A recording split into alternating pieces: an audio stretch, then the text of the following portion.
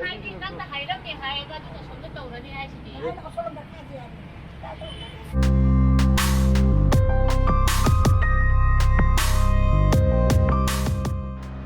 Good morning guys, welcome back to my channel. I am my friend Khalid. Now देखिए BSNL के internet connection तोंग नबो होना रखो तो ngasi horen pung tara ma thoida pau phone jen ham ne moi gi ting ga da ba ai connection to ga da ba private franchise bu ka ko si marak se da ai nu chi da ba subscriber the viewers moi ne ju among the suggestion adagi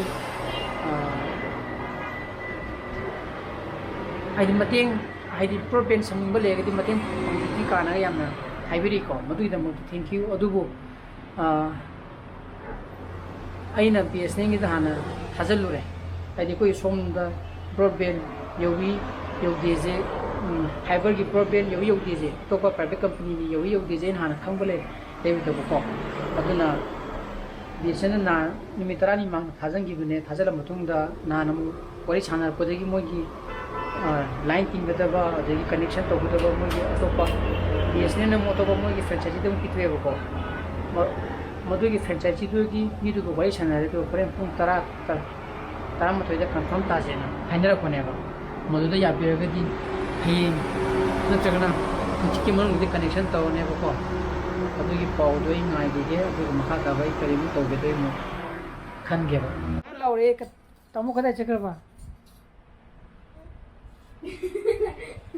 तमु कदा लेमीना ओ दु लो लगा लेमीबा नंगी यूमदुदी 세봉씨 가보면 나는 페페 하이는 거 페페 하이는 라 지금 어디 그냥 주문 주는 하이는 거 자 아실레 마이 좀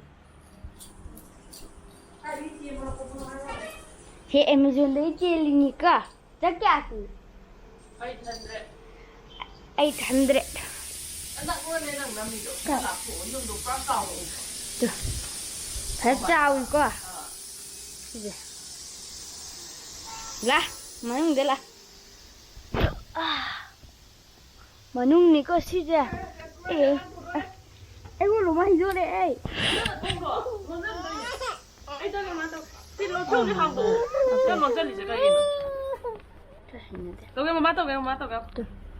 si ja पुरानी को तो हाल जना ऐसे मत हे लाइट का थान बे ai को तो लाइट का थाली 시제 마사기 앞자래 이니까 시제 또 깍쟁이 이니까 잡고 가지 잡자 막하다 하는 거 놔야 돼.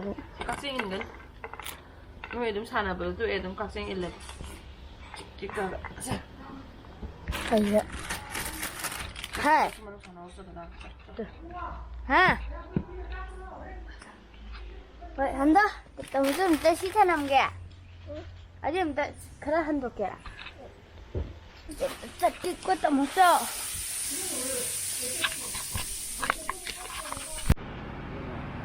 아버님, 겨울 시계 보시고 있고.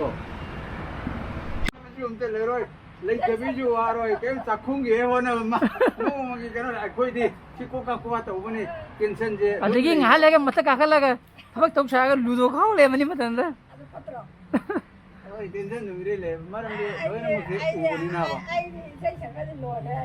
아이 그때 좀 한번도 야디 시작 한 야디. 와해 봐도 바쁜데. 하이디 딱 하이럽니 하이가지고 손도 떠오르니 하시디. 누네 하이디 나 하이럽니. sila ko mana hai je ko ba je mana hai ba sunga ya di sinu ko adu ye ma ni sauri mi te na hai bi ye mana hai bi sunga ya di ni de ma ni sauri mi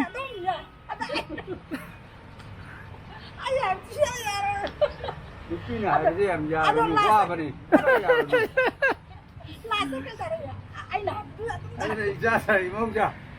너 육빈이 아버지 뻐가 야. 육빈이 아버지 양야디. 누가 와 버리. 누가 와 버리. 야대 다요. 아유 또 몸도 봐도 그다음에 다이도 누가 아마는 누비 아마도 또 그다음 다이도.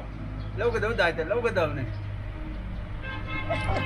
wari je no ai tara ko family je baba na hai je kumi ne hai ko me nyam la ka tu Aku kemarin tahu tu kalau kemarin di bote dah baru mata kata aku an last ke tu we hore an hak tu tak ꯂꯧꯕꯤꯔꯣꯏꯕ ꯑꯗꯣ ꯍꯣꯔꯦꯟ ꯂꯥꯁꯇꯗꯤ ꯀꯩꯗꯧꯋꯤ ꯑꯩꯅ ꯍꯥꯏꯕꯗꯨꯗ ꯑꯗꯨꯝ ꯇꯥꯔꯛꯀꯗꯣꯏꯅꯦ ꯃꯃꯥ ꯇꯧꯕꯤ ture kali kali jai to raba jai to raba jai to raba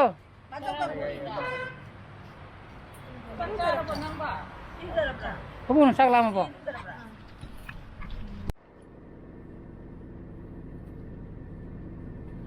traffic jam ho raha si FCI ki lambi da koi ni yogi chang ko do masi koi ni ki masano pa do lolan do magi birthday ta ba do ji pung ni khai tare ba sana bosu thada biramage ma ju ren yaw go da mina do ga ibani nam gamla khara lei ru be to ba pang tho thojel le me si thojel ba yaw do posi da ba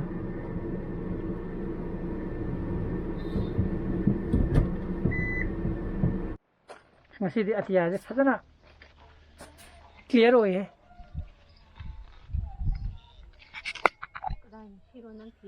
haidi no mangri amai yamna phase bangsi di blue changaga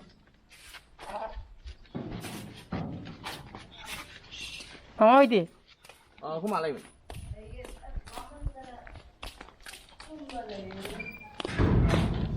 office alu bro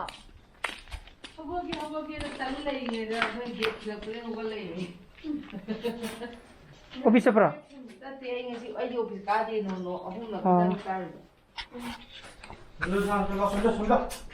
ko butha jena Haiman ꯅꯣꯏꯗꯤ ꯀꯨꯝꯊꯕꯗ ꯅꯣꯏꯗꯤ ꯏꯟꯖꯥꯡ ꯊꯤꯟꯕꯒꯤ ꯑꯩꯗꯤ tiffin ꯂꯧꯒꯦꯅ ꯂꯥꯛꯄꯗꯨꯗ ꯑꯗꯩꯗ ꯃꯥ ꯀꯩꯅꯣꯅ ꯍꯥꯏꯕꯗ ꯑꯗꯨꯁꯨ ꯃꯥꯅ ꯏꯆꯦ ꯏꯆꯥꯅꯨꯄꯤꯒꯗꯤ ꯃꯤꯅ ꯖꯦꯅꯤꯅ ꯃꯥ ꯅꯨꯡꯁꯤꯗꯤ ꯃꯤ ꯑꯗꯨꯒ ꯏꯆꯥꯅꯨꯄꯥꯅ ꯍꯥꯏ ꯁꯨꯃꯥꯏꯅ ꯍꯥꯏ ꯏꯕꯨꯡꯒꯤ ꯋꯥꯍꯩ ꯄꯨꯔꯥ ꯑꯍꯟꯒꯤ ꯃꯑꯣꯡꯅꯤ kari hai na ꯑꯗꯩ ꯑꯕꯥꯏꯒꯤ ꯕꯥꯔꯗꯤ ꯕꯔꯊꯗꯦꯗꯣ ꯌꯥꯎꯔꯣꯏꯗꯣꯏꯅꯤ ꯑꯗꯩ ꯏꯆꯥꯅꯨꯄꯥꯗꯅ ꯑꯩꯈꯣꯏ ꯕꯥ ꯂꯥꯛꯇ꯭ꯔꯁꯨ ꯑꯩ ꯂꯥꯛꯀꯅꯤ ꯍꯥꯏ sai yam charu ko hanga ba baba ma di yawi dune ba ꯑꯍꯟꯒꯤ ꯋꯥꯉꯥꯡꯅꯤ namuk ki koi na gamla laibo lakpu do ngai progi da modu muk lai ni ko moi mi le brem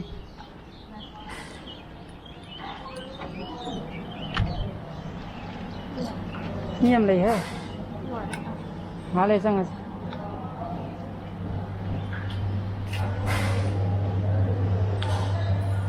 mi dhama aman group aman lagi le me ko tanang hak le ra ka tang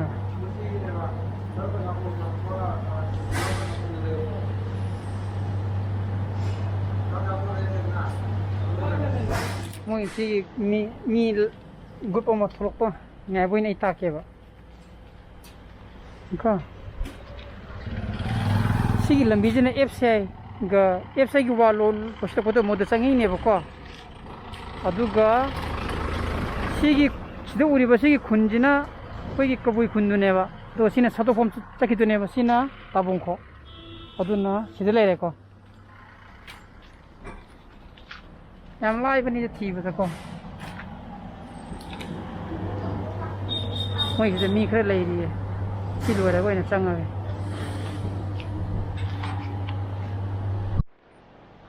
si di reject kya le mandre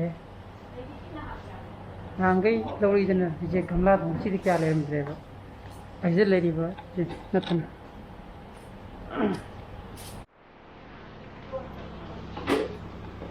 odegi reject padadre ba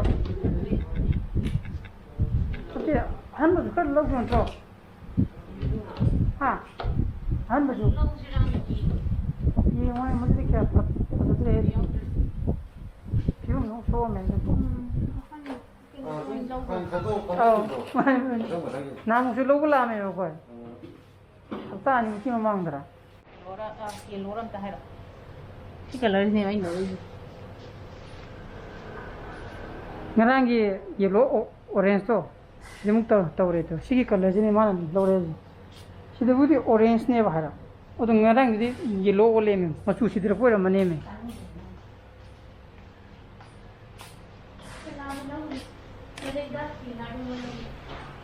दस collector ना तबा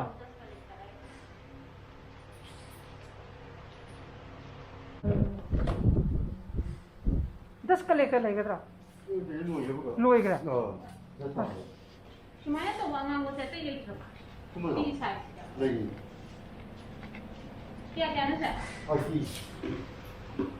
Masih cukup nambah pengen. Khur ka dam ne ba. Phom ya ji sida tak tak. Kita belum kok. Papa khuro. Okay. Si ang kita ka puto kilo ba? Loy re lai ba ko. Yam lai tre asidi. Sigi tu. Se koli je. Sikak le la. Season IT piye ba ko. Aduga season na lupa 50 yen. Assa. Mio ra ka. Tamu di. Ha. Tamu yaw tra ba. Tamu ka jaga ba. Tamu ne to ne dele hore. Nang hen chalo idro. Chalo ya. Kitu bu kya? Untung ba sa to niya? Papa labo. Papa phone toro ko sila ta sila ona. Moi birthday sa kitare ko. Hey. Nang ka jito no? Birthday ni. Ha.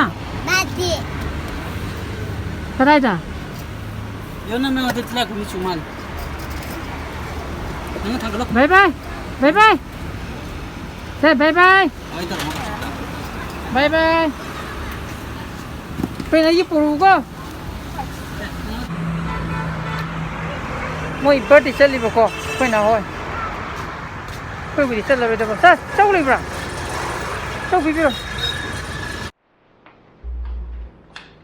Haji tum chala dro. Chalo ni ke ko Ke ko dum la do ne ba. Ha.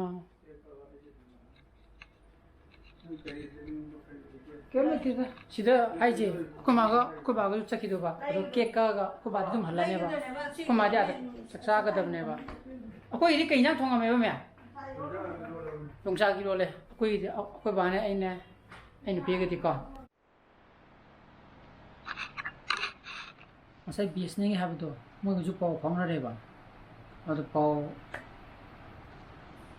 pau je yam na kino to budi leite hayeng mo pau phang na jin hairi aduna yabira ga di yam thuna di connection to ro ba yai ko aduna ngasi blogs di mata instruction jara ga I blogs pa mi tho ga di like to biro mo no video so biro na subscribe to biro mo ko ki sana pasu jal video so please be safe and be healthy. Bye bye, good night. Choo.